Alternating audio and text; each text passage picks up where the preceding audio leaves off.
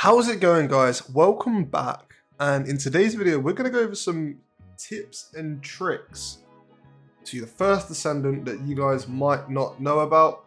This is going to help in every aspect of the game, from boss fights to simple farming, and some best loadout options for your Descendants and your guns. So yeah, let's get straight into it. So the first tip of the day is for some of these boss battles and just sort of in general. So sometimes what the boss likes to do in his frenzy mode is he likes to sort of drop you from the sky. Oh, as shown now. All you have to do is just shoot your gun, and you see I've landed and I haven't stumbled. Normally when you jump from a high place, you stumble. Then we jump. As you can see, she has that moment where she lands. And then when she lands, you can't actually move around. But what this trick does is this sort of gets rid of that landing bit. And then just shoot, boom, stuck the landing, and we can just move straight away. We'll do it one more time. As you can see, you can just move and then you can roll out the way as well. So this is really good for boss frenzies. Shot, run, just like that.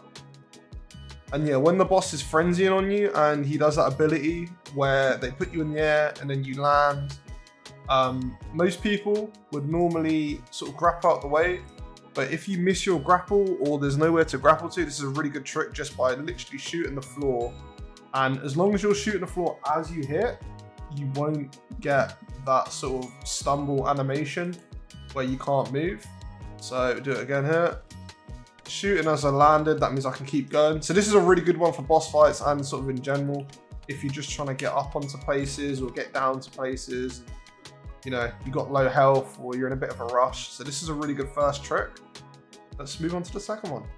So the second trick is the First Descendant interactive map. This is really helpful, sort of if you're just trying to find things in the game. We're gonna load on it now. And there you have all the different maps in the game to sort of look through.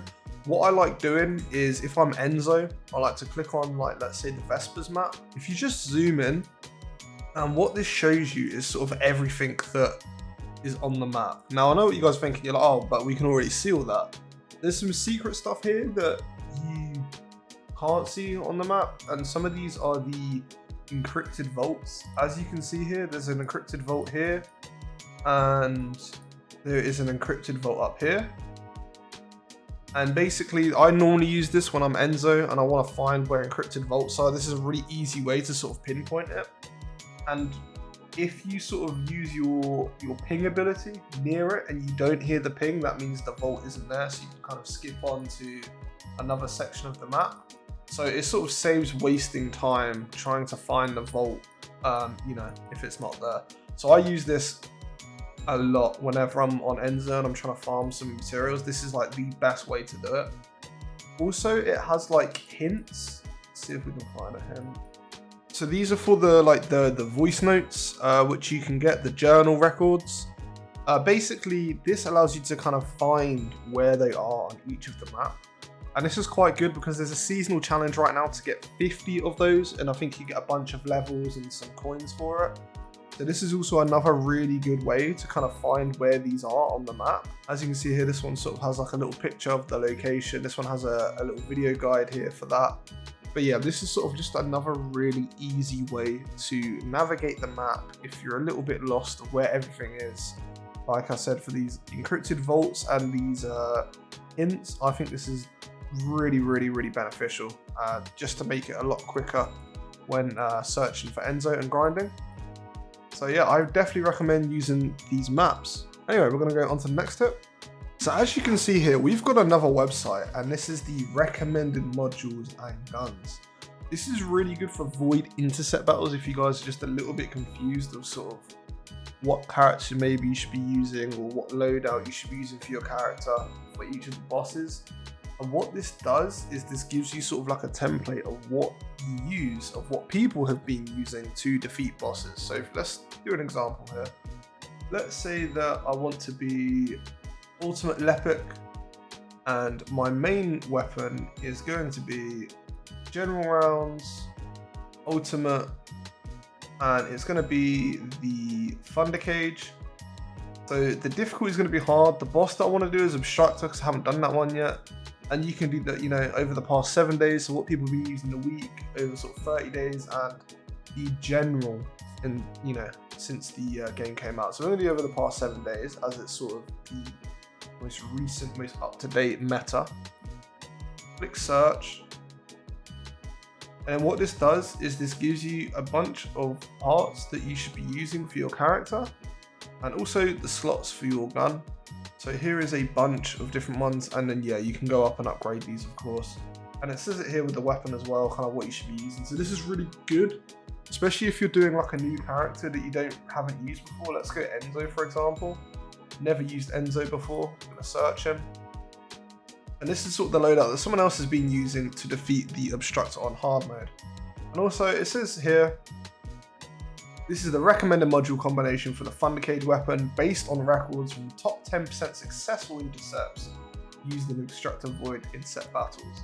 So it kind of gives you sort of like an idea of everything that you're using. Let's do a really random gun. Let's see if anyone's actually used this. There might not be any data. There you go, there is some data here. So people do be using the guns.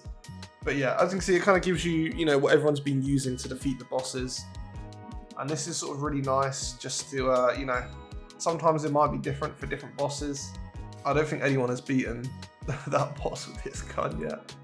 So maybe let's go for our ultimate.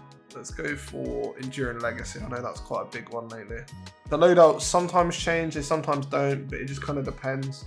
But this is really good. Like I said, this is hard mode and normal mode bosses. So if you guys are stuck with that, you can always sort of find out what you should be using for each boss. So that is just another little tip. And yeah, we're gonna move on to the next tip.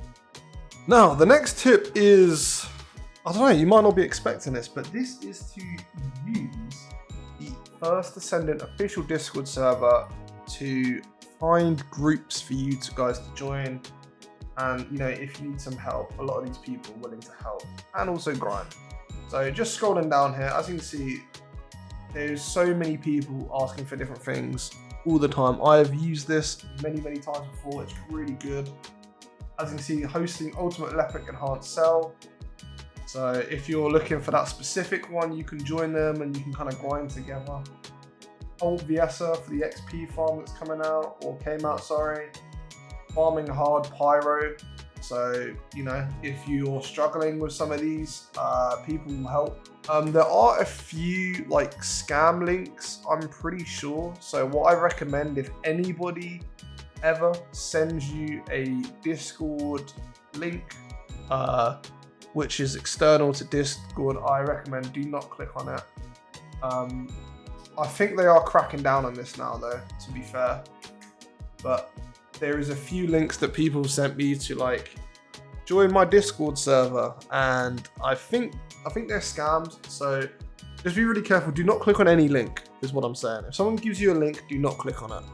But other than that, really good for sort of finding people. And a lot of people on my friends list over here are literally from the Discord. Go to my social, all these people pretty much that I've met on Discord, and they've kind of helped me grind in one way or another.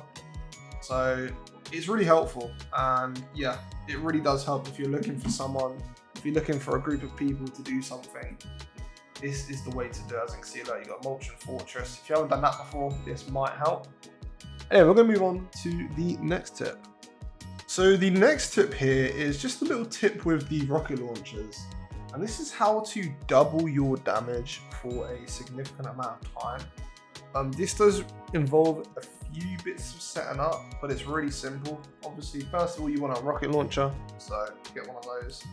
Second of all, you're going to want the Strength from First Shot mod. What this does is, after the reload, the First Shot firearm attack is plus 200%.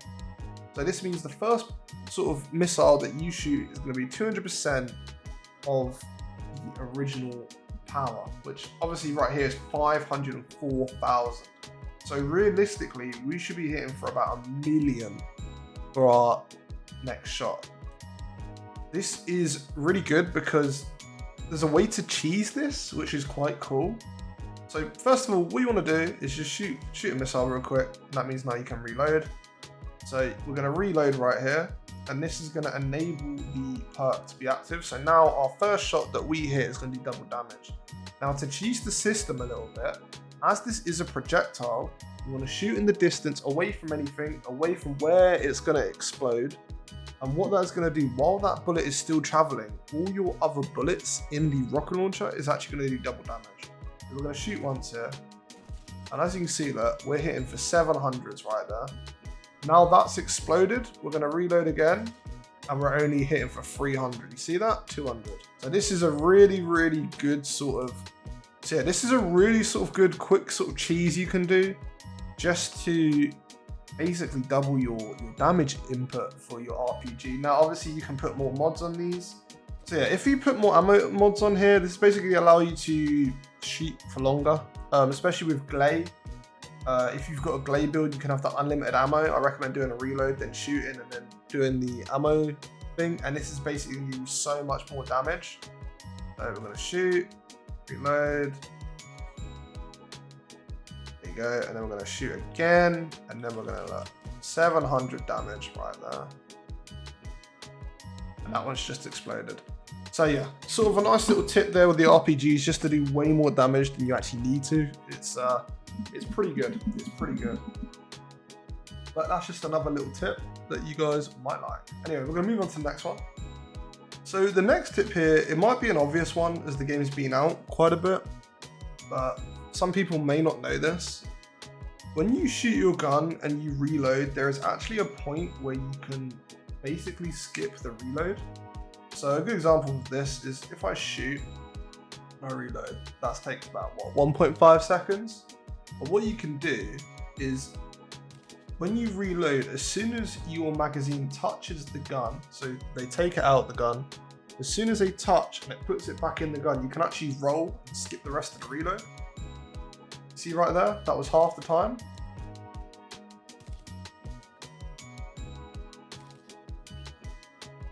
My bar wasn't even halfway full on the reload, and I'm basically getting full ammo again. And this obviously varies on different guns. So LMG, for example, might take a little bit longer. This is the original reload. And this is going to be our modified one.